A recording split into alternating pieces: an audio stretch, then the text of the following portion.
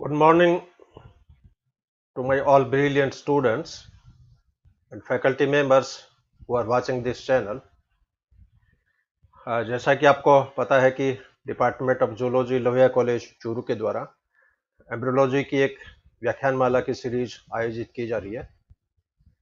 इस व्याख्यानमाला के तहत पूर्व में कई लेक्चर मैं डिलीवर कर चुका हूं और उनको यूट्यूब चैनल पे अपलोड किया जा चुका है। आज की इस व्याख्यानमाला के सोपान में एम्ब्रियोनिक इंडक्शन पे मैं आपसे शेयर करूंगा। एम्ब्रियोलॉजी में कुछ टॉपिक ऐसे हैं जो समझने की दृष्टि से बहुत डिफिकल्ट हैं।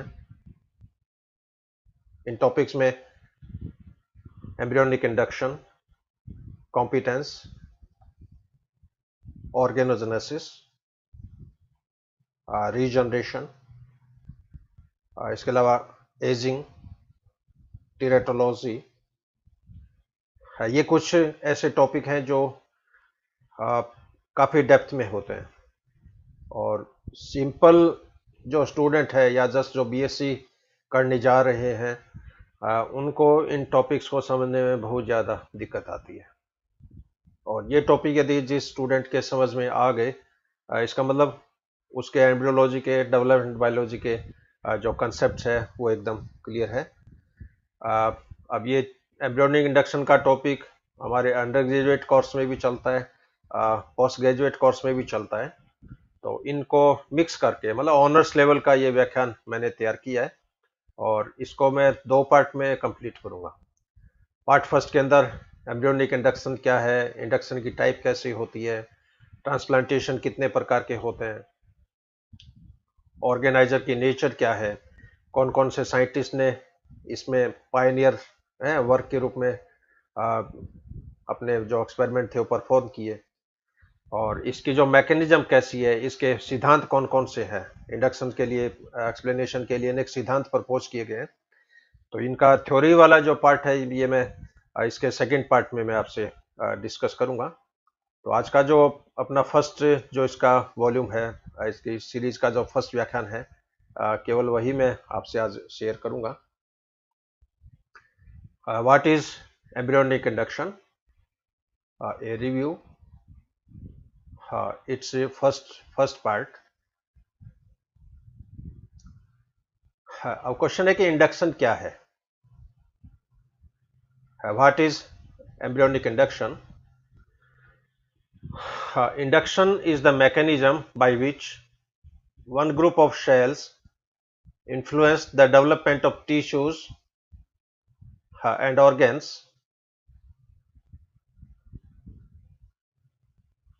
organs from ectoderm, endoderm and mesoderm.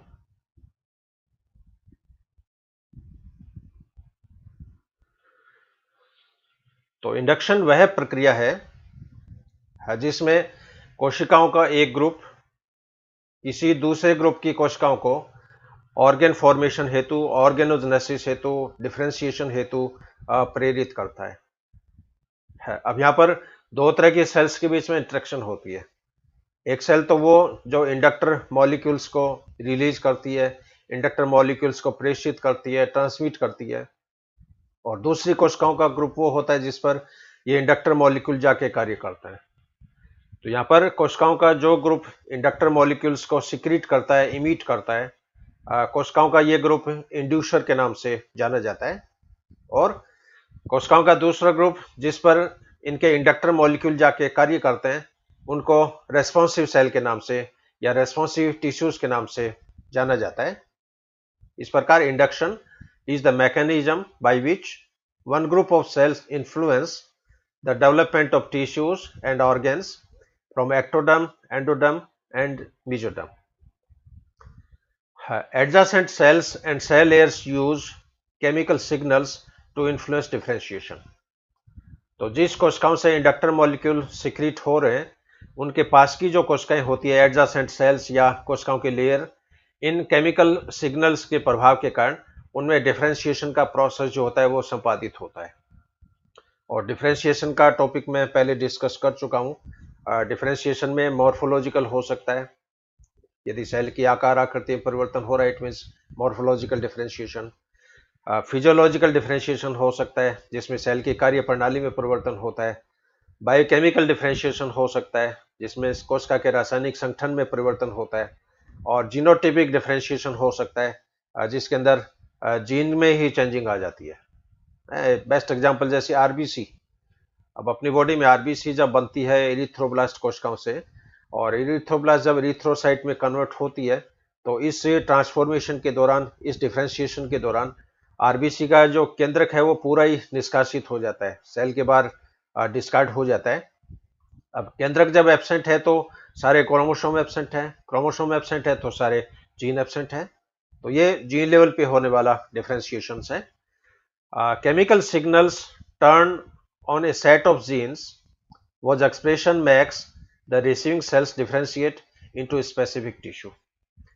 अब ये जो केमिकल सिग्नल्स है, यानी ये जो इवोकेटर्स या इंडक्टर मॉलिक्यूल्स, इन इंडक्टर मॉलिक्यूल्स के कारण जीन लेवल पे सारी मैकेनिज्म है वो संपादित होती है। और जीन के अंदर जब प्रॉपर फंक्शनिंग चेंज होती है तो उस सेल्स के अंदर प्रोटीन सिंथेसिस स्टार्ट हो सकता है, सेल की मॉर्फोलॉजी में चेंजिंग हो सकती है, सेल के केमिकल मेकअप में चेंजिंग हो सकती है, सेल के बिहेवियर में चेंजिंग हो सकती है। और सारी प्रक्रियाएं जब ये संपादित होती है, इट मीन्स इंडक्शन का जो प्रोसेस है वो स्टार्ट हो गया है। और अपनी बॉडी में कोई भी ऑर्गन फॉर्मेशन हो, चाहे वो भुजाओं का निर्माण हो, चाहे आंखों की फॉर्मेशन हो, चाहे किडनी का डेवलपमेंट हो, चाहे हार्ट का डेवलपमेंट हो, सभी ऑर्गन का जब डेवलपमेंट होता है तो वहां पर दो तरह की कोशिकाओं में हमेशा इंटरेक्शंस देखने को मिलेगा। एक्टोडर्म एक्टोडर्म के बीच में इंडक्शन हो सकता है, एक्टोडर्म मीजोडर्म के बीच में इंडक्शन हो सकता है, एक्टोडर्म एंडोडर्म के बीच में इंडक्शन हो सकता है, मीजोडर्म एंडोडर्म के बीच में इंडक्शन हो सकता है। और मीजोडर्म की जो सेल्स होती है वो जनरली मीजेनकाइम के रूप में होती है, और बाकी एक्टोडर्म की सेल एपिथीलियम के रूप में, मीजोडर्म की सेल्स मीजोथीलियम के रूप में, एंडोडर्म की सेल्स एंडोथीलियम के रूप में। और इस इंटरेक्शंस के अंदर एक सेल इंड्यूसर का काम करेगी और बाकी सेल रेस्पॉन्सिव टिश्यूज या रेस्पॉन्सिव सेल का काम करेगी। यदि इस इंटरेक्शंस के दौरान इंड्यूसर सेल से यदि कोई सिग्नल इमिट नहीं हो रहा है, सिग्नल कोई ट्रांसमिट नहीं हो रहा है, तो इंडक्शन की प्रक्रिया संपादित नहीं होती है। या कई बार इंड्यूसर ने सिग्नल तो ट्रांसमिट कर दिया, लेकिन रेस्पॉन्सिव सेल में इस सिग्नल के प्रति कोई रेस्पॉन्स नहीं हो रही है, यानी उसमें कॉम्पिटेंसी नहीं है। कॉम्पिटेंसी नहीं है तो भी ऑर्गन फॉर्मेशन जो होती है वो नहीं होती है। तो ये एक सिंपल डेफिनेशन है। कुछ इसमें टर्मिनोलॉजी है वो मैं आपसे शेयर करना चाहूँगा। इंडक्शन क्या है? The process where one group of cell or tissues causes another set of cells or tissue to change their fate। यानी कोशिकाओं या ऊतकों का एक समूह है जो दूसरी कोशिकाओं अथवा ऊतकों के समूह को, उनके परिवर्तन को वो डिसाइड करता है, उनके फैट को डिसाइड करता है। ये परिघटना भ्रूणीय प्रेरण के नाम से, एम्ब्रियोनिक इंडक्शन के नाम से जानी जाती है। इंड्यूसर, ये मैंने बताया कि द टिश्यू और cells which produce a signal, यानी कोशिकाओं का ऐसा समूह है जो सिग्नल प्रेषित करता है, सिग्नल ट्रांसमिट करता है, सिग्नल इमिट करता है।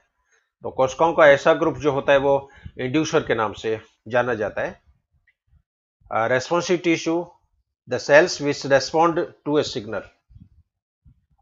रेस्पॉन्सिव कोशिकाओं का ऐसा ग्रुप है जो इंड्यूसर के द्वारा प्रेषित सिग्नल के प्रति अपनी अनुक्रिया दर्शाती है या रेस्पॉन्स दर्शाती है।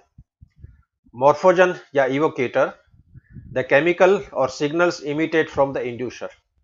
इंड्यूसर के द्वारा स्रावित केमिकल्स, इंड्यूसर के द्वारा इमिट कोई भी सिग्नल जो रेस्पॉन्सिव सेल को प्रेरित करने का कार्य करता है, ये सिग्नल मॉर्फोजन के नाम से या इवोकेटर के नाम से या इंडक्टर के नाम से जाने जाते हैं।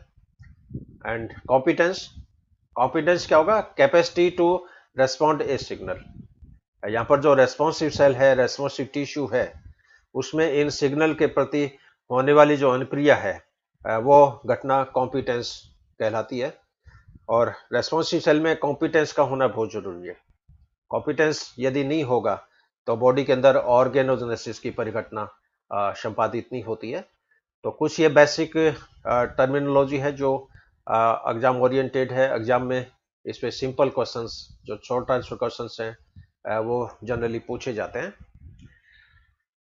अब इंडक्शन में हिस्टोरिकल एस्पेक्ट है वो मैं आपसे शेयर करूंगा। इसमें स्टार्टिंग में 4 मेन साइंटिस्ट हैं जिनका बहुत बड़ा कंट्रीब्यूशन है, और इनिशियल स्टेप से लेके एडवांस स्टेज के जो एक्सपेरिमेंट है वो उन्होंने परफॉर्म किए हैं। इन साइंटिस्ट के द्वारा किस तरह के एक्सपेरिमेंट प्रपोज किए गए, इन एक्सपेरिमेंट्स के क्या रिजल्ट रहे, इन एक्सपेरिमेंट की बेसिस पे इन्होंने क्या निष्कर्ष निकाला, ये मैं इस स्लाइड के माध्यम से आपसे चर्चा करूंगा। सबसे पहले जो पायनियर साइंटिस्ट है स्टार्टिंग में ये है विल्हेम रॉक्स। विल्हेम रॉक्स ने initial experiment by Roux appeared to support the mosaic model. तो विल्हेम रॉक्स के जो एक्सपेरिमेंट थे ये मोजाइक मॉडल को प्रपोज करते हैं, क्योंकि एनिमल्स में 2 तरह के अंडे होते हैं, 2 तरह का डेवलपमेंट होता है। एक तो मोजाइक डेवलपमेंट होता है, एक रेगुलेटिव डेवलपमेंट होता है। मोजाइक डेवलपमेंट में क्या होगा, सेल का भविष्य पहले से डिसाइड हो जाता है। ये सेल का भविष्य इवन तो अनफर्टिलाइज्ड एग में भी पहले से डिसाइड हो जाता है कि अंडे का कौन सा पार्ट आगे चलकर क्या भाग बनाएगा, और क्लीवेज के दौरान इसका फैट डिसाइड हो जाता है कि कौन सी सेल आगे चलकर बॉडी के किस ऑर्गन्स का निर्माण करेगी। तो इस तरह का जो डेवलपमेंट होता है वो मोजाइक डेवलपमेंट के नाम से जाना जाता है, और इन कोशिकाओं में टोटिपोटेंसी नहीं पाई जाती है। जबकि दूसरी तरफ जिन प्राणियों में रेगुलेटिव डेवलपमेंट होता है उन कोशिकाओं में 4 विदलन तक टोटिपोटेंसी पाई जाती है। यदि 4 विदलन तक किसी भी सेल को आप डैमेज कर दो तो एम्ब्रियो के अंदर कोई विकृति पैदा नहीं होती है। यदि 4 क्लीवेज तक किसी भी सेल को आप सेपरेट कर दो तो सेपरेट होने वाली प्रत्येक कोशिका नॉर्मल एम्ब्रियो की फॉर्मेशंस करती है, और उस एम्ब्रियो के अंदर किसी प्रकार की विकृति पैदा नहीं होती है। इस तरह का जो डेवलपमेंट है वो रेगुलेटिव डेवलपमेंट के नाम से जाना जाता है। तो विलियम रॉक्स ने सबसे पहले जो एक्सपेरिमेंट किए वो मेंढक के ऊपर किए, और मेंढक में इन्होंने पाया कि ये जैसे फर्टिलाइज्ड अंडा है, जैसे जाइगोट है, इस जाइगोट में ये पहला क्लीवेज हुआ, मीडियोनल क्लीवेज हुआ, और इसमें 2 ब्लास्टोमियर्स बनी। विलियम रॉक्स ने क्या किया कि इस एक ब्लास्टोमियर को इन्होंने गर्म नीडल के द्वारा इसके केंद्र को डैमेज कर दिया, यानी एक सेल को इन्होंने केंद्र को डैमेज कर दिया। अब केंद्र को डैमेज कर दिया तो इन्होंने पाया कि जो सेल डैमेज हो गई है, जिस सेल का केंद्र डैमेज हो गया है उसके अंदर डेवलपमेंट नहीं होता है, लेकिन बाकी की जो सेल बची हुई है उसके द्वारा आधे एम्ब्रियो की फॉर्मेशन होती है, प्रॉपर एम्ब्रियो की फॉर्मेशन नहीं होती है। अब इससे कंक्लूजन क्या निकला कि इधर वाली जो सेल्स थी इसका भविष्य पहले से डिसाइड था, और इस सेल को जब डैमेज कर दिया तो इस कोशिका से बनने वाले रचनाओं की इसके अंदर फॉर्मेशन नहीं हुई, और इसके अंदर इनकम्प्लीट जो एम्ब्रियो है वो यहाँ पर डेवलप हुआ। तो ये इसके एक्सपेरिमेंटल की डिजाइन थी। He killed 1 blastomere and half embryo develop, thus critical fat determined missing. तो ये इसका मोजाइक मॉडल है, और इस एक्सपेरिमेंट से इन्होंने मोजाइक परिवर्धन का नाम दिया, मोजाइक डेवलपमेंट का नाम दिया। इसके बाद में जो सेकंड जो साइंटिस्ट आए, पायनियर साइंटिस्ट, वो थे हेंस्ट्रिश। पहले जो विलियम रॉक्स थे इन्होंने तो सेल को डैमेज करके एक्सपेरिमेंट किया, लेकिन विलियम रॉक्स ने क्या किया कि पहले क्लीवेज के बाद में सेल को सेपरेट कर दिया, सेल को डैमेज नहीं किया, सेल को इन्होंने सेपरेट कर दिया नीडल के द्वारा या पतले कांच की प्लेट के द्वारा। और सेल को सेपरेट करने के बाद में उसमें कैसा डेवलपमेंट होता है, ये एक्सपेरिमेंट इस टेक्निक में इनका फोकस था। So this isolate the cells after first cleavage, he found that both blastomeres converted into a simple embryo। और हेंस्ट्रिश ने जो अपने एक्सपेरिमेंट किए वो सी अर्चिन के ऊपर संपादित किए। तो सी अर्चिन के जाइगोट में इन्होंने देखा कि पहले क्लीवेज के बाद में 2 सेल्स बनी, और दोनों सेल्स को इन्होंने सेपरेट कर दिया, तो इन्होंने पाया कि दोनों सेल्स से कंप्लीट एम्ब्रियो की फॉर्मेशन होती है। इसका मतलब इन सेल्स में टोटिपोटेंसी पाई जाती है, इन कोशिकाओं में पूर्ण शक्तता पाई जाती है, इन कोशिकाओं में पूरे एम्ब्रियो को फॉर्मेशन करने की कैपेसिटी पाई जाती है। तो पहले जहां पर एक्सपेरिमेंट था वो सेल के डैमेज पर आधारित था, और ये एक्सपेरिमेंट सेल के आइसोलेशन पे आधारित है। And same experiment conducted after second and third cleavage. इसी प्रयोग को इन्होंने सेकंड और थर्ड क्लीवेज के बाद में भी इन्होंने परफॉर्म किया। And he observe that some cell converted into complete larva. तो इन्होंने पाया कि कुछ सेल जो है वो कंप्लीट लार्वा के अंदर कन्वर्ट हो जाती है। इट मीन्स जो जो क्लीवेज का प्रोसेस आगे चलता है, टोटिपोटेंसी की क्षमता धीरे धीरे कम हो जाती है। जैसे अपने मनुष्यों के जाइगोट में 4 क्लीवेज तक टोटिपोटेंसी है। 4 क्लीवेज के बाद में टोटिपोटेंसी समाप्त हो जाती है, और उसके बाद में सेल का जो प्रोसेस जो होता है वो डिटर्मिनेशन का प्रोसेस है वो स्टार्ट होने लग जाता है। लेकिन फिर भी कुछ कोशिकाओं में इंडक्शन की कैपेसिटी है वो एग्जिस्ट रहती है, उसमें प्रेरण की क्षमता है, टोटिपोटेंसी की क्षमता नहीं है। On this basis he concluded that each blastomere have the capacity to develop into a complete embryo. इस प्रयोग पे इन्होंने क्या पाया कि प्रत्येक ब्लास्टोमियर्स में संपूर्ण भ्रूण को विकसित करने की, डेवलप करने की कैपेसिटी पाई जाती है। And this phenomenon is called regulative development. और इस प्रकार का जो परिवर्धन है ये नियामक परिवर्धन कहलाता है, और इसके अंदर टोटिपोटेंसी जो है वो पाई जाती है। हाँ, इसके बाद में इन्होंने एक एक्सपेरिमेंट और किया सी अर्चिन के ऊपर। अब सी अर्चिन के अंदर पहला क्लीवेज है मीडियोनल है, सेकंड क्लीवेज मीडियोनल होता है, फर्स्ट का परपेंडिकुलर होता है, थर्ड क्लीवेज फिर इसके अंदर हॉरिजॉन्टल टाइप का होता है।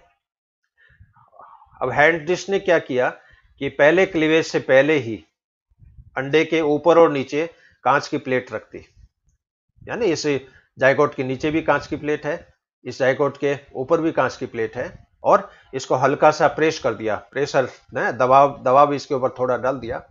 अब दो कांच की प्लेट के बीच में जब जाइगोट होता है तो इसमें माइटोटिक स्पिंडल को अपवर्ड डायरेक्शंस में, यानी एनिमल वेस्टल डायरेक्शंस में इस स्पिंडल को रोटेट करना संभव नहीं हो पाता है। परिणाम क्या होगा, जब तक प्लेट रहेगी सारे डिवीजन इसमें मीडियोनल प्रकार के होते रहेंगे, न तो इसमें इक्वेटोरियल डिवीजन होता है, न इसके अंदर ट्रांसवर्स डिवीजन होता है, न इसके अंदर हॉरिजॉन्टल डिवीजन होता है। अब ये जैसे स्टेज है 8 सेल की स्टेज है, यानी थर्ड क्लीवेज तक, और इसमें आप देख रहे हो तीनों क्लीवेज है वो वर्टिकल हुए इसमें मीडियोनल प्रकार के। अब इसके बाद इन्होंने क्या किया कि इस कांच की प्लेट को थोड़ा सा इन्होंने ढीला किया, थोड़ा सा लूज किया। अब प्रेशर थोड़ा कम हो गया तो जो स्पिंडल था उसके पोजीशन कैसी होगी, अपवर्ड, यानी एनिमल वेस्टल डायरेक्शन में इस स्पिंडल की पोजीशन हो गई, और एनिमल वेस्टल डायरेक्शन में जब स्पिंडल की पोजीशन हो गई तो ये सभी कोशिकाएं मीडियोनली ये इक्वेटोरियली जो है वो डिवाइड हो गई।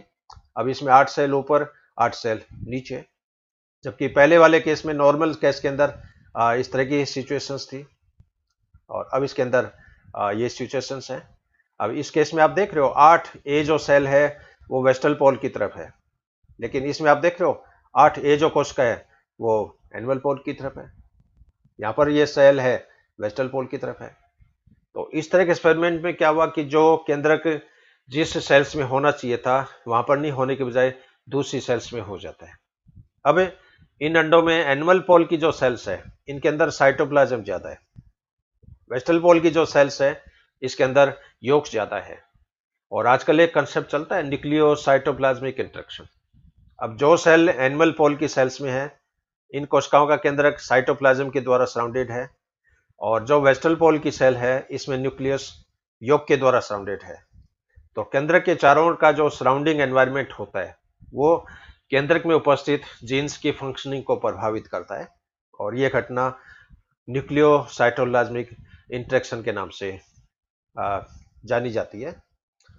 और इस एक्सपेरिमेंट के अब कंक्लूजन क्या निकले, in this blastomeres, in isolated blastomeres, यानी ये डिस का जो एक्सपेरिमेंट था इसमें यह था कि prospective potency is more than prospective fate, लेकिन रॉक्स के मॉडल में prospective potency is similar to prospective fate. In sea urchin embryo, a harmonious equipotential system is present which forms a normal embryo, and fate of nucleus depends on its location in the embryo. तो sea urchin के embryo में एक प्रकार का harmonious equipotential system है, वो पाया जाता है, जो नॉर्मल एम्ब्रियो की फॉर्मेशंस को रेगुलेट करता है।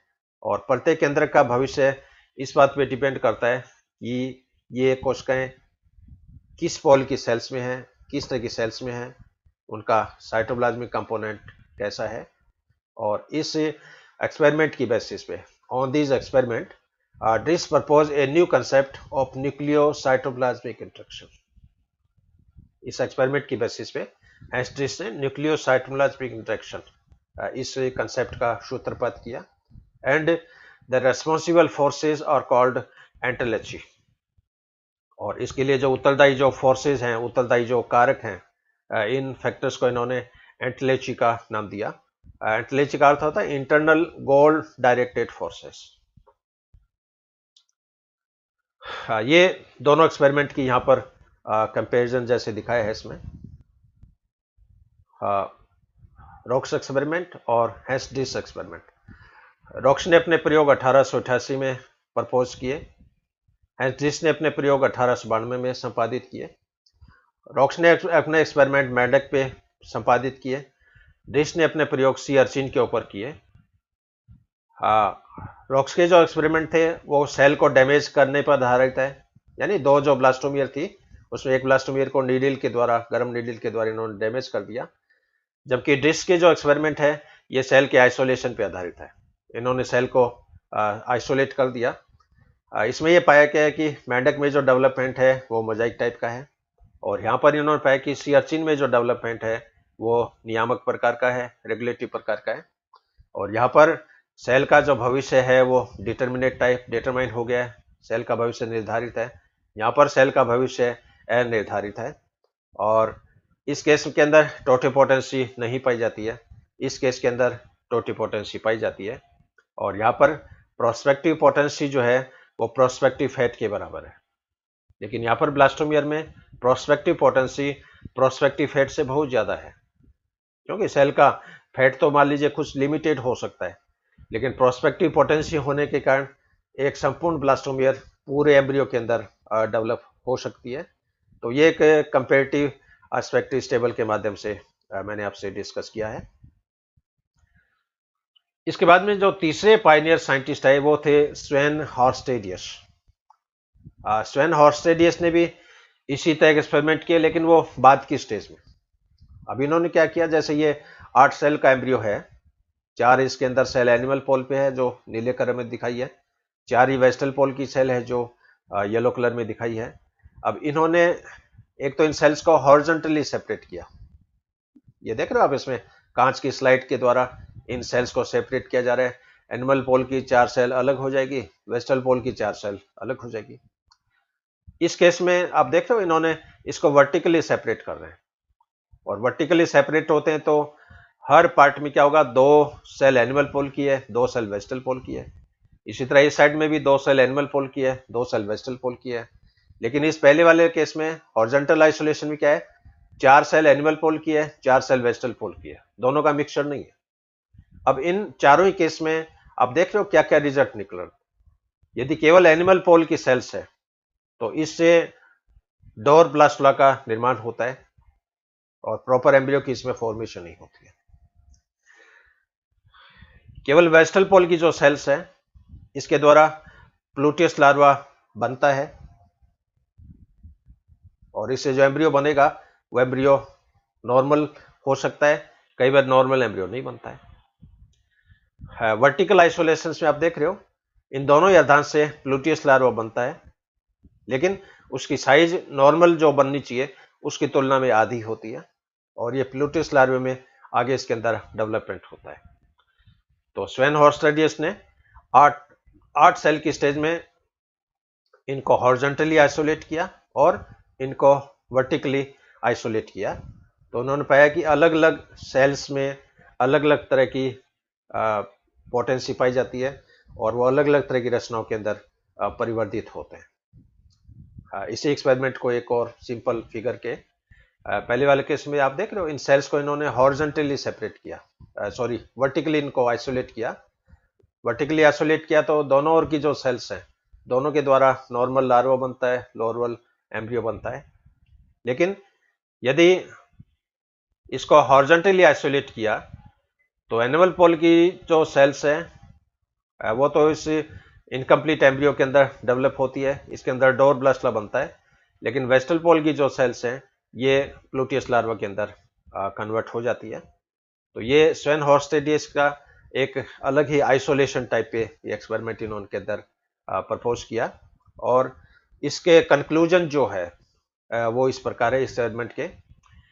Animal blastomeres and ways first layer constitutes endoderm.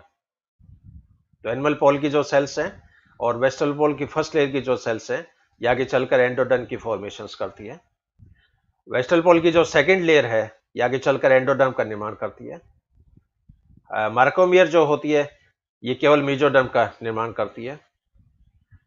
केवल एनिमल पॉल की सेल से डोर ब्लास्टला का निर्माण होता है। Animal pole plus vegetal pole की फर्स्ट लेयर इससे इनकम्प्लीट लार्वा की फॉर्मेशन होती है। Animal pole plus vegetal pole की सेकंड लेयर के कॉम्बिनेशन से आइडेंटिफाइड लार्वा की फॉर्मेशन होती है। Animal pole and micromere combinedly forms identifiable larva. Animal pole और माइक्रोमियर इन दोनों का यदि कॉम्बिनेशन हो तो इससे भी पहचान योग्य जो लार्वा है उसकी फॉर्मेशन होती है। अब इसमें आप देख रहे हो अलग अलग पंक्तियों की सेल्स में अलग अलग लेयर्स को अलग अलग टाइप के सिचुएशंस में अलग अलग टाइप के जो लार्वी है एम्ब्रियो है उनको डेवलप करने की कैपेसिटी है। और बेसिकली आप देख रहे हो इसमें एनिमल पॉल और वेस्टल पॉल की फर्स्ट लेयर एंडोडर्म बनाएगी, वेस्टल पॉल की सेकंड लेयर एंडोडर्म बनाएगी, अकेले माइक्रोमियर से मीजोडर्म की फॉर्मेशन होती है। और इसी फाइंडिंग्स को नेक्स्ट स्लाइड में जैसे चित्र के माध्यम से ये दिखाया इसमें एनिमल पॉल और 4 माइक्रोमियर, एनिमल पॉल की second layer 2 micromere, vegetal pole first layer और माइक्रोमियर, वेस्टल पॉल की सेकंड लेयर और माइक्रोमियर और केवल माइक्रोमियर। और इन सभी में आप देख रहे हो इनका फ्यूचर क्या होता है इसके अंदर। इसके अंदर जैसे ये प्लूटियस लार्वा बन गया, प्लूटियस लार्वा बन गया, इसके अंदर इनकम्प्लीट टाइप का प्लूटियस लार्वा बन रहा है, इसके अंदर ये डोर ब्लास्टला जो होता है वो बनता है। तो कहने का अर्थ है कि ये जो पोटेंसी है एनिमल पोल से वेस्टल पोल की तरफ अपन ज्यों ज्यों चलेंगे इनकी जो ग्रेडियंटनेस होती है उनके अंदर चेंजिंग आती है। और इसी एक्सपेरिमेंट की बेसिस पे on the basis of this experiment Hostadius concluded that 2 types of gradients are present in an egg। इस प्रयोग के आधार पर हॉस्टेडियस ने पाया कि एक अंडे के अंदर एक जाइगोट के अंदर 2 प्रकार की प्रवणता या 2 प्रकार की ग्रेडियंट है वो पाई जाती है। एक तो एनिमल ग्रेडियंट, एक वेस्टल ग्रेडियंट। एनिमल ग्रेडियंट में वो केमिकल या वो सिग्नल होते हैं जिनकी मैक्सिमम कंसंट्रेशन एनिमल पोल पे होती है और जो जो वेस्टल पोल की तरफ जाएंगे इसकी सांद्रता में कमी आती जाती है। और वेस्टल ग्रेडियंट के अंदर वो मॉलिक्यूल या वो केमिकल्स होते हैं जिनकी कंसंट्रेशन वेस्टल पोल पे तो ज़्यादा है लेकिन जो जो एनिमल पोल की तरफ चलेंगे इसकी कंसंट्रेशन कम होती जाती है। इस प्रकार animal gradient gradually decrease towards vegetal pole and in vegetal gradient gradually decreases towards animal pole. हाँ, इसके बाद में जो फाउंडर जो एक्सपेरिमेंट थे जिनके बहुत ड्रास्टिक रिजल्ट सामने देखने को पड़े और इस एक्सपेरिमेंट की बेसिस पे इनको नोबेल पुरस्कार के द्वारा भी सम्मानित किया गया। तो इसमें चौथे जिनका बहुत ही रिनाउड वर्क है, मार्वलस वर्क है, हिस्टोरिकल वर्क है, एक्स्ट्राऑर्डिनरी, ये थे स्पीमेन। और स्पीमेन और एक इनके शिष्य थे पोस्ट डॉक्टर स्टूडेंट मेल हिल्डे मैनगोल्ड। तो स्पीमेन और मेलगोल्ड ने भ्रूण प्रेरण से संबंधित प्रयोग संपादित किए और इनकी फाइंडिंग्स की बेसिस पे इनको नोबेल पुरस्कार से भी सम्मानित किया। और इनके जो एक्सपेरिमेंट है उनको मैं क्लासिकल वे में आपसे मैं शेयर करूंगा। Hence, Spearman's work in 1903 demonstrated the concept of nuclear equivalence in this elegant experiment partially constricted the fertilized egg. The resultant development is associated with weaning. Hans Spemann ने क्या किया कि सियरचिन का जो अंडा था, इस अंडे को एनिमल पोल से वेस्टल पोल की तरफ इन्होंने एक धागे से बांध दिया। ये देख रहे हो, लाइक लिगेचर है, धागे से बांध दिया। अब धागे से बांध दिया तो इसका जो दाहिनी तरफ का जो भाग था, यानी आधा भाग, इसके अंदर केवल सेल डिवीजन होता रहा, और इधर चूंकि कोई केंद्रक नहीं था इसलिए इसके अंदर कोई सेल डिवीजन नहीं हुआ।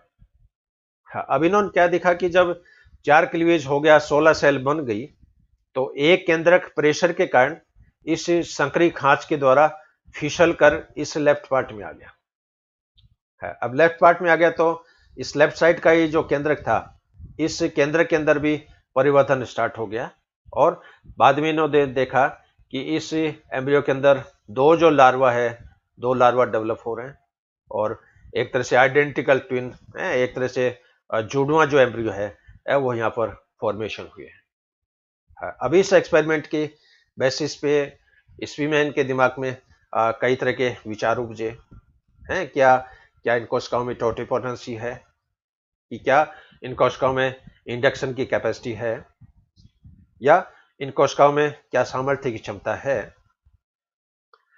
इसके पश्चात इन्होंने एक एक्सपेरिमेंट और संपादित किया इसमें, मेंढक के एम्ब्रियो के ऊपर। ये जैसे मेंढक का जाइगोट है, ये भी मेंढक का जाइगोट है। ये इसमें ग्रे क्रिसेंट है, ये इसमें ग्रे क्रिसेंट है। अब इसमें ये जो जाइगोट है इसके अंदर नॉर्मल क्लीवेज हो रहा है, फर्स्ट क्लीवेज, और नॉर्मल फर्स्ट क्लीवेज होता है तो पहले क्लीवेज के दौरान इस ग्रे क्रिसेंट का आधा भाग इस ब्लास्टोमियर में है और आधा भाग इस ब्लास्टोमियर में है। तो इन्होंने पाया कि इन दोनों सेल से दो एक समान एम्ब्रियो की इसके अंदर फॉर्मेशन होती है, नॉर्मल डेवलपमेंट होता है। अब दूसरे एक्सपेरिमेंट में इन्होंने क्या किया कि जो माइटोटिक स्पिंडल था, माइटोटिक स्पिंडल को इन्होंने रोटेट कर दिया फर्स्ट क्लीवेज से पहले। अब चूंकि क्लीवेज जो होता है वो हमेशा स्पिंडल के लंबवत होता है, तो पहले वाला जो केस था इसके अंदर तो आप देख लो स्पिंडल यूं है, हॉरिजॉन्टल, और इस केस में क्या हुआ, स्पिंडल जो था वो यो रोटेट हो गया। स्पिंडल जो था उनको इन्होंने इस तरह रोटेट कर दिया। अब इस तरह रोटेट कर दिया तो पहला जो क्लीवेज हुआ उसमें आप देख रहे हो एक सेल में तो पूरा ग्रे क्रिसेंट है, लेकिन इसके पीछे वाली जो सेल है इसके अंदर ग्रे क्रिसेंट टोटली एब्सेंट है। इस केस में तो आप देख रहे हो पहले क्लीवेज के बाद में दोनों सेल में आधा आधा ग्रे क्रिसेंट आ जाता है हिस्से में, लेकिन इस केस में आप देख रहे हो इधर वाली जो सेल है इसके अंदर 100% ग्रे क्रिसेंट है, लेकिन इधर वाली सेल में ग्रे क्रिसेंट बिल्कुल भी नहीं है। और जिस सेल में ग्रे क्रिसेंट नहीं होता है उससे एबनॉर्मल एम्ब्रियो की फॉर्मेशन होती है, और इसके बाद में आगे कोई न्यूरुला वगैरह ये स्टेज नहीं बनती है। लेकिन जिस सेल में ग्रे क्रिसेंट है उससे नॉर्मल डेवलपमेंट होता है, नॉर्मल एम्ब्रियो की इसके अंदर फॉर्मेशन हो जाती है। इसके अलावा ये ट्रांसप्लांटेशन से संबंधित कुछ प्रयोग है जो स्पीमेन ने अर्ली गेस्ला और लेट गेस्ला में इन्होंने संपादित किए। अर्ली गेस्ला में इन्होंने क्या किया कि जो प्रिजम्पटिव एक्टोडर्म की जो सेल्स थी, इसी सेल्स को इसी एम्ब्रियो में इन्होंने एपिडर्मल एरिया के अंदर इन्होंने ट्रांसप्लांट कर दिया। तो इन्होंने पाया कि जो ट्रांसप्लांटेड जो सेल्स हैं इस एपिडर्मिस की फॉर्मेशन हुई है। लेकिन लेट गेस्ला में इन्होंने एक्सपेरिमेंट संपादित किया। लेट गेस्ला में इन्होंने देखा कि जो न्यूरल एक्टोडर्म की सेल्स है इनको इन्होंने इस इक्वेटोरियल रीजन में इसको प्रत्यारोपित किया, तो इन्होंने पाया कि यहाँ पर एक न्यूरल ट्यूब की और फॉर्मेशन हो गई है। इट मीन्स पहले वाला जो केस है इसके अंदर कोई इंडक्शन का फिनोमिनन संपादित नहीं हो रहा है, लेकिन इस सेकंड केस के अंदर इंडक्शन का प्रोसेस जो है वो संपादित हो रहा है।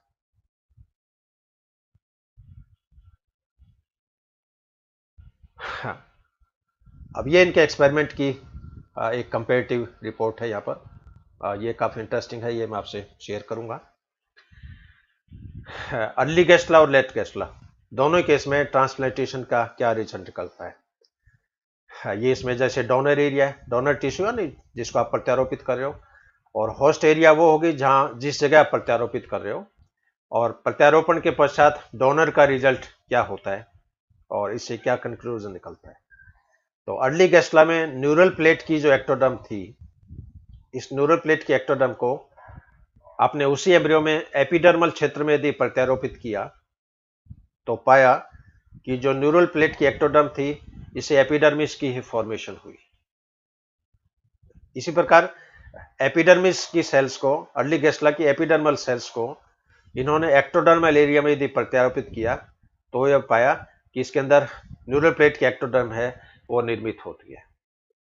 अब इससे क्या निष्कर्ष निकला कि जो ग्राफ्टेड टिश्यू है वो अपने होस्ट एरिया के अकॉर्डिंग डेवलप होता है। यदि ग्राफ्टेड टिश्यू को आपने एपिडर्मल एरिया में प्रत्यारोपित किया है तो ये एपिडर्मिस में कन्वर्ट हो जाएगा। यदि जो आपको इसने न्यूरल एरिया में इसको आपने प्रत्यारोपित किया है तो ये न्यूरल प्लेट के अंदर कन्वर्ट हो जाता है। यानी अर्ली एम्ब्रियो में, अर्ली स्टेज में ग्राफ्टेड टिश्यू में उसके सराउंडिंग एनवायरनमेंट के अकॉर्डिंग परिवर्तित होने की क्षमता जो होती है वो पाई जाती है। लेकिन लेट गेस्ला में आप देख रहे हो, लेट गेस्ला में न्यूरल प्लेट की एक्टोडर्म को एपिडर्मल एरिया में प्रत्यारोपित किया तो पाया कि इसे न्यूरल प्लेट का निर्माण हुआ है। इसी तरह लेट गेस्ला की एपिडर्मिस को यदि एक्टोडर्मल एरिया में प्रत्यारोपित किया तो यह पाया कि इससे एपिडर्मिस की फॉर्मेशन हुई है।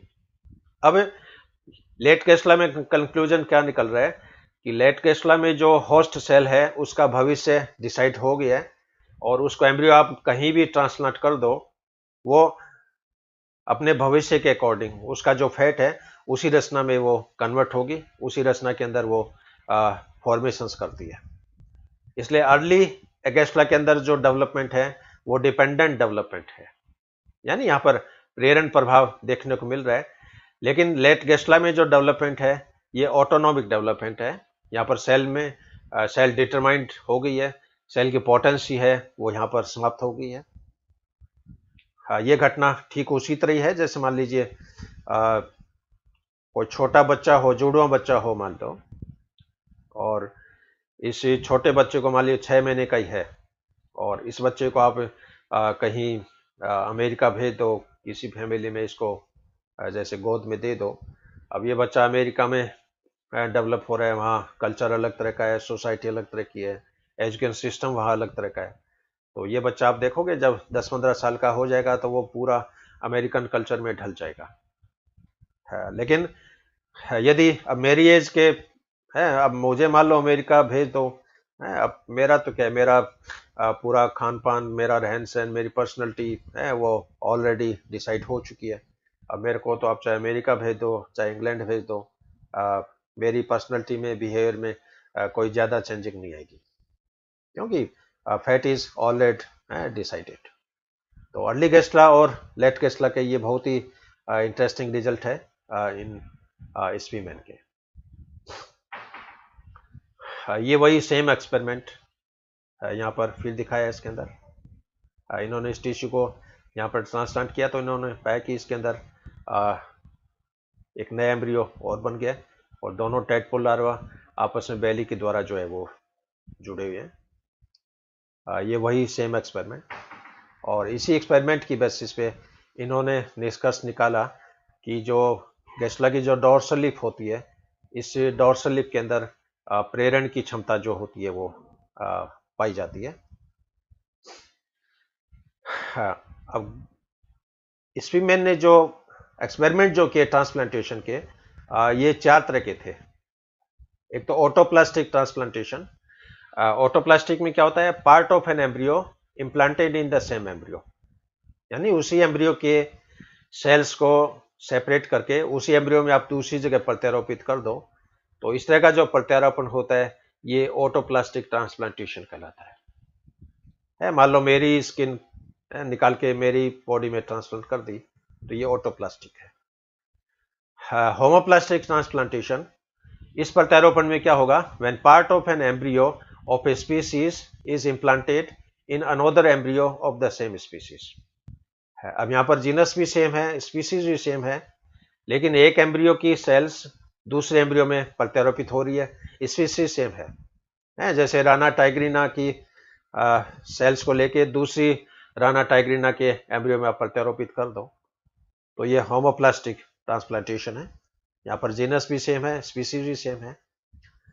Heteroplastic transplantation, in this transplantation genus is same but species is different. इस प्रकार के प्रत्यारोपण में जीनस तो सेम रहेगा लेकिन स्पीसीज अलग होती है। जैसे राना टाइग्रीना के एम्ब्रियो की सेल्स को आप लेकर राना साइनोफिलिक्टिस के एम्ब्रियो में आप ट्रांसप्लांट कर दो। अब यहाँ पर दोनों में जीनस सेम है राना, लेकिन एक राना टाइग्रीना है, एक राना साइनोफिलिक्टिस है। तो टाइग्रीना की सेल्स को लेकर साइनोफिलिक्टिस के एम्ब्रियो में आपने प्रत्यारोपित कर दी। तो इस तरह का जो प्रत्यारोपण होता है ये हेटेरोप्लास्टिक ट्रांसप्लांटेशन के नाम से जाना जाता है। और चौथी टाइप जो है वो जीनोप्लास्टिक। जीनोप्लास्टिक में क्या होगा, इन this transplantation genus is different. यहाँ पर जीनस है वो डिफरेंट होता है। जैसे राना टाइग्रीना के एम्ब्रियो की सेल्स का प्रत्यारोपण आपने बुफो एंडरसोनाई के अंदर कर दिया। अब राना टाइग्रीना अलग स्पीशीज है, बुफो एंडरसोनाई अलग स्पीशीज है। अब राना है ये अलग जीनस है, बुफो है ये अलग जीनस है। तो राना की सेल्स को आपने बुफो में प्रत्यारोपित कर दिया। तो इस तरह का जो प्रत्यारोपण होता है ये जीनोप्लास्टिक ट्रांसप्लांटेशन कहलाता है। अपने हिंदू माइथोलॉजी में जैसे गणेश जी का गॉड जो है, इसकी आइडल आप देखते हो, गणेश जी के अंदर हाथी की सूंड का प्रत्यारोपण है उस बच्चों पे कर दिया है। अभी किदवंती है, एक्सपेरिमेंट इस तरह का हुआ नहीं हुआ ये तो हम कुछ कह नहीं सकते, लेकिन गणेश जी की जो आइडल है ये जीनोप्लास्टिक ट्रांसप्लांटेशन का एक बेस्ट इंडिकेशन है। ये वही सेम एक्सपेरिमेंट, ये जैसे डॉर्सल लिप, और डॉर्सल लिप को इन्होंने इस इक्वेटोरियल रीजन में यहाँ प्रत्यारोपित किया। इसी सेल को इन्होंने ब्लास्टोसिल की कैविटी के अंदर प्रत्यारोपित कर दिया। लोकेशन सेम है, यहाँ पर ये बाहर है और यहाँ पर ये भीतर है। तो इन दोनों केस में इन्होंने पाया कि जो ट्रांसप्लांटेड जो टिश्यू था उसमें इंडक्शन के कारण एक सेकेंडरी न्यूरल ट्यूब और बन गई, और लास्ट में इसमें दो जुड़वा टेटपुलारो बनते हैं, और इनकी जो एब्डोमेन होता है, बेली होती है, वो आपस के अंदर जुड़ी रहती है।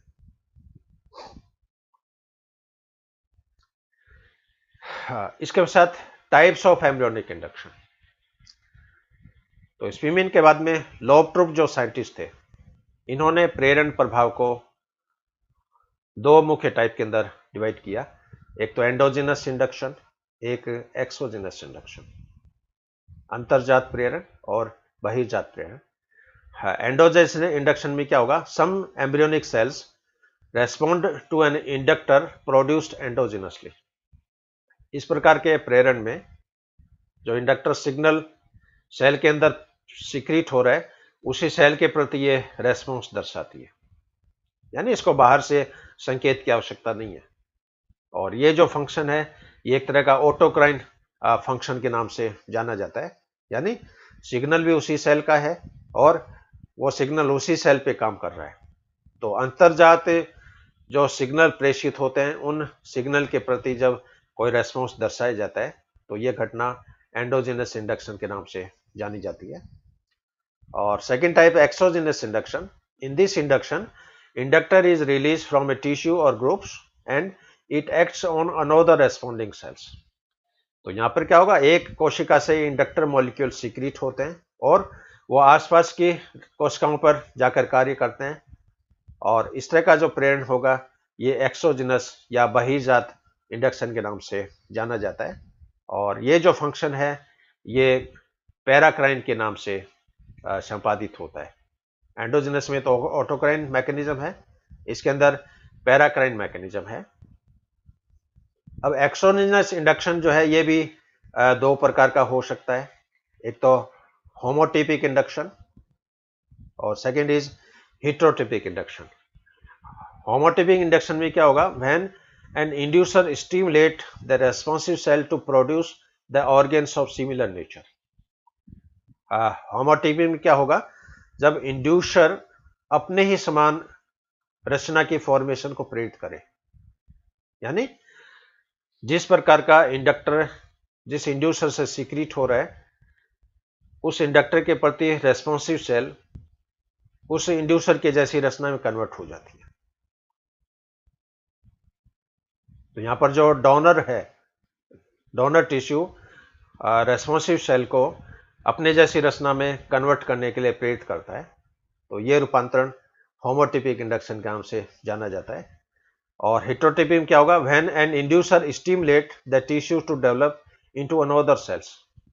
और यहां पर जो इंड्यूसर होता है वो रेस्पॉन्सिव सेल को अपने से भिन्न प्रकार की कोशिका को डेवलप करने हेतु प्रेरित करता है। तो इस तरह का जो प्रेरण होगा ये हेटेरोटिपिक इंडक्शन के नाम से जाना जाएगा। तो लोगट्रुप ने ये इंडक्शन को क्लासिफाई किया है, एंडोजेनस अंतर्जात, एक्सोजेनस बहिर्जात। एक्सोजेनस भी दो प्रकार का होगा, होमोटिपिक और हेटेरोटिपिक। इस स्लाइड में वही मेन कंक्लूजन है। Hence Beeman and Hildebrandt called discovery of primary embryonic induction. Induction is a type of regulatory development. They prove the importance of induction and other cell-cell interactions in development by transplant experiment in amphibian embryo. और इनके experiment है वो पहले वाले slide में मैं आपसे share कर चुका हूँ। हाँ, इसके बाद में ऑर्गेनाइजर में क्या क्या करेक्टरिस्टिक होनी चाहिए, क्या क्या लक्षण होने चाहिए, ये बहुत ही इंपॉर्टेंट है और शॉर्ट नोट्स के रूप में एग्जाम में इसमें जनरली क्वेश्चन आता है। Organizer have the capacity to produce the embryo, mesoderm, notochord and prechordal plate. तो ऑर्गेनाइजर जो होता है इसके अंदर पूरे एम्ब्रियो को फॉर्मेशन की कैपेसिटी होती है, इसमें मेसोडर्म को निर्मित करने की कैपेसिटी होती है, इसमें नोटोकॉर्ड को डेवलप करने की कैपेसिटी होती है, इसमें प्रीकॉर्डल प्लेट को डेवलप करने की कैपेसिटी होती है। It have the capacity of self organization and self differentiation. इसमें स्वयं को विभेदित करने की क्षमता पाई जाती है, स्वयं को संगठित करने की क्षमता पाई जाती है। It have the capacity of self organization and self differentiation. It can induce within the same cell or can induce another adjacent cells. इसके अंदर उसी कोशिका में प्रेरण करने की क्षमता भी होती है और अपने से भिन्न या आसपास की जो कोशिका है उसको प्रेरित करने की क्षमता भी पाई जाती है। जब उसी सेल्स के अंदर ये प्रेरण प्रभाव होता है तो ये ऑटोक्राइन टाइप का फंक्शन है, और जब पास की सेल में प्रेरित करती है तो ये पैराक्राइन प्रकार का फंक्शन है। Organiser capacity is present in cortex of the egg. अंडे के कॉर्टेक्स में भी ऑर्गेनाइजर की कैपेसिटी पाई जाती है। Late gastrula can modified into an axial gastrula. Late gastrula जो होता है वो अक्षय गैस्ट्रुला के अंदर कन्वर्ट हो सकता है। The surrounding cells acts as a second inducer. कई बार क्या होता है कि जो ग्राफ्ट आपने प्रत्यारोपित किया और उस ग्राफ्ट के आसपास की जो कोशिकाएं होती है वो भी कई बार इंडक्शन का प्रभाव स्टार्ट कर देती है और उस समय इनको सेकेंडरी इंड्यूसर का नाम दिया जाता है। Induction is regional specific. Induction की जो घटना है ये क्षेत्र विशिष्ट होती है, यानी अर्ली गैस्ट्रुला का जो डॉर्सल लीफ होता है इसके अंदर हेड ऑर्गेनाइजर की कैपेसिटी है और लेट गैस्ट्रुला का जो डॉर्सल लीफ है इसके अंदर स्पाइनोकॉर्डल ऑर्गेनाइजेशन की कैपेसिटी है। और हेड ऑर्गेनाइजर जो होता है ये भी दो पार्ट में डिफ्रेंशिएट हो जाता है, एक तो आर्केनसेफेलिक इंडक्टर, एक ड्यूटेनसेफेलिक इंडक्टर। ये इस एक्सपेरिमेंट आप देख रहे हो, न्यूरल प्लेट का जैसे पार्ट है। इसका आगे का जो पार्ट है ये हेड ऑर्गेनाइजर का काम करेगा, इसका पीछे का जो पार्ट है ये टेल ऑर्गेनाइजर का काम करता है। यदि हेड ऑर्गेनाइजर वाले पार्ट को यदि अपन प्रत्यारोपित कर देते हैं तो इसमें आप देख रहे हो नॉर्मल एम्ब्रियो तो बन रहा है, नॉर्मल टेटपुलारो तो बन ही रहा है। इसके अलावा इस टेटपुलारो का हेड वाला जो पार्ट है वो यहाँ पर बन जाता है, पूंछ नहीं बनती है। यदि टेल ऑर्गेनाइजर को प्रत्यारोपित करते हैं तो इसमें आप देख रहे हो इसके अंदर एक नॉर्मल टेटपुल लार्वा है और इसके साथ एक पूंछ और डेवलप हो जाती है, हेड डेवलप नहीं होता है। तो हेड ऑर्गेनाइजर का प्रत्यारोपित करेंगे तो दो हेड बनेंगे, एक पूंछ रहेगी। यदि टेल ऑर्गेनाइजर प्रत्यारोपित करेंगे तो दो पूंछ बनेगी लेकिन हेड एक ही रहेगा।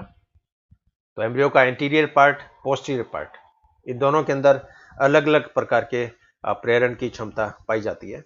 इसलिए इंडक्शन की जो कैपेसिटी है वो रीजनल स्पेसिफिक भी है। और एम्ब्रियो के एंटीरियर पार्ट में हेड ऑर्गेनाइजर देखने को मिलेगा। एम्ब्रियो के पोस्टीरियर पार्ट में स्पाइनोकॉर्डल ऑर्गेनाइजर जो होता है वो देखने को मिलता है। The inductive capacity of an inductor is regional specific and it also depends on developing stages of an embryo. तो प्रेरण प्रभाव की जो क्षमता है वो क्षेत्रीय विशिष्ट तो है ही, साथ में भ्रूण की परिवर्धन की अवस्थाओं पे भी डिपेंड करती है। क्योंकि जो जो एम्ब्रियो का डेवलपमेंट होता जाएगा, इंडक्शन की कैपेसिटी भी समाप्त हो जाती है। इसलिए अर्ली एम्ब्रियो में टोटिपोटेंसी है, उसके बाद में प्रोस्पेक्टिव पोटेंसी है, फिर इसके अंदर इंडक्शन है, फिर इसके अंदर डिटर्मिनेशन है, और लास्ट में फिर इसमें फाइनल भविष्य जो होता है वो पाई जाता है। लेकिन इंडक्शन की क्षमता सभी टिश्यूज में, सभी सेल्स में नहीं पाई जाती है। डेवलप एम्ब्रियो की कुछ पर्टिकुलर लोकेशन है जिसके अंदर ये कैपेसिटी है वो पाई जाती है। तो मैडे के अंदर जो डॉर्सल लिप है उसमें मैक्सिमम इंडक्शन की कैपेसिटी है, और मुर्गी के अंदर जो हैंसन नोड होता है उसके अंदर इंडक्शन की मैक्सिमम कैपेसिटी है। तो ये कुछ एक ऑर्गेनाइजर की विशेषताएं हैं इसमें। अब क्वेश्चन है कि इन इंड्यूसर से जो केमिकल सीक्रेट होते हैं मॉर्फोजन के रूप में, इवोकेटर के रूप में, इंडक्टर के रूप में, उनकी केमिकल नेचर क्या है? क्या इंडक्टर कार्बोहाइड्रेट है? क्या इंडक्टर प्रोटीन्स हैं? क्या इंडक्टर लिपिड है? क्या मृत कोशिकाएं भी इंडक्टर का काम कर सकती है क्या? तो अलग अलग साइंटिस्ट ने अलग अलग एक्सपेरिमेंट्स किए और इन्होंने पाया कि बहुत ही विचित्र प्रकार की लक्षण इनकी नेचर के बारे में ऑब्जर्व की गई है। तो कुछ मेन फाइंडिंग है वो मैं आपसे शेयर करूंगा। The inductive capacity is observed in dead tissue also, यानी एम्ब्रियो का जो मृत उत्तक है, मृत कोशिका है, उसमें भी प्रेरण प्रभाव की क्षमता पाई जाती है, वो भी इंडक्शन की कैपेसिटी रखती है। इसलिए इंडक्शन के लिए कोई जरूरी नहीं है कि कोशिकाओं का, एम्ब्रियो का जिंदा होना बहुत जरूरी है। मृत कोशिकाएं जो होती है वो भी यहाँ पर प्रेरण प्रभाव उत्पन्न करने में कैपेबल है। If dorsal lip is treated with alcohol और स्ट्रॉन्ग एसिड और बेस और treated with petrol, it can induce the inductive effect. यदि डॉर्सल लिप की कोशिकाओं को आप एल्कोहल सेल के द्वारा इसको आप न्यूट्रलाइज कर दो, प्रबल क्षार और अम्ल के द्वारा इसके न्यूक्लियस को आप डैमेज कर दो, तो पाया गया कि उसके पश्चात भी इन कोशिकाओं में प्रेरण क्षमता जो होती है वो बनी रहती है। Hence the living nature of tissue is doesn't necessary. इसलिए कोशिका का जीवित होना कोई आवश्यक नहीं है।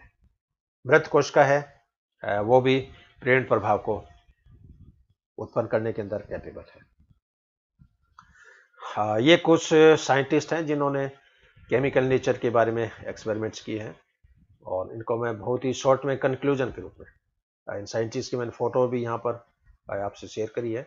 फिशर है, जैसे फिशर 1935, इन्होंने पाया कि किडनी, एडिनल ग्लैंड और लीवर के जो टिश्यूज हैं ये भी इंड्यूसर का काम कर सकते हैं।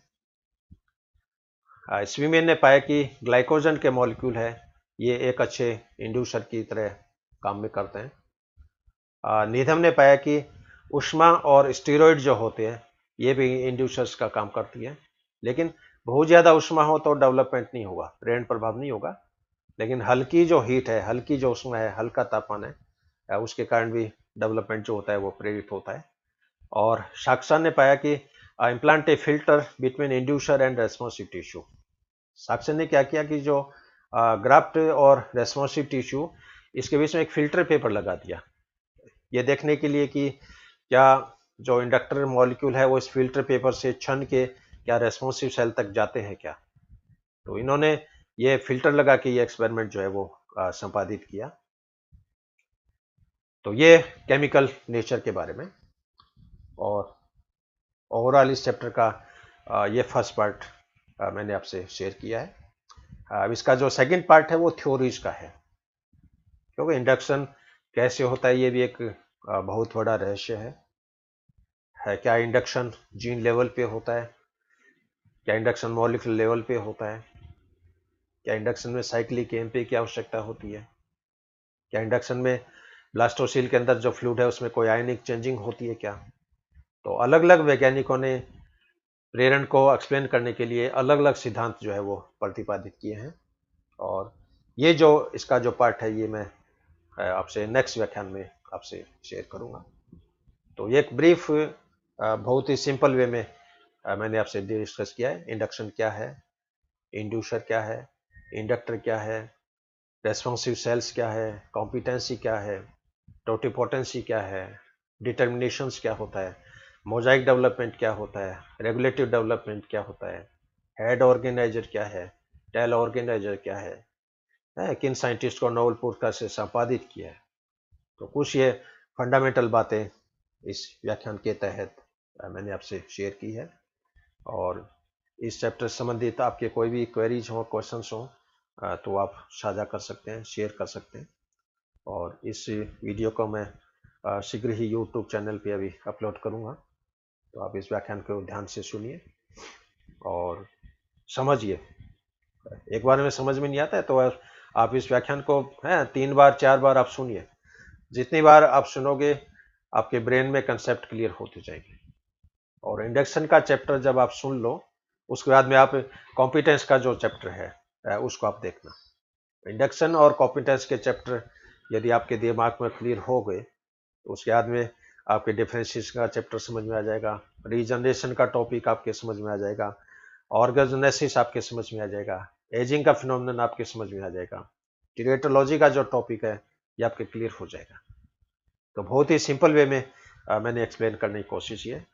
और फिर भी कोई हो सकता है मुझ में भी एक्सप्लेनेशन के दौरान कोई त्रुटि रही हो कोई, तो आप कमेंट्स के थ्रू आप मुझसे शेयर करें ताकि मैं उसको रेक्टिफाई कर सकूँ।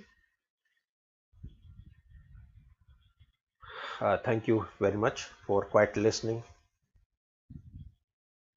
of this lecture. Have a good day. Have a great day. Thank you very much.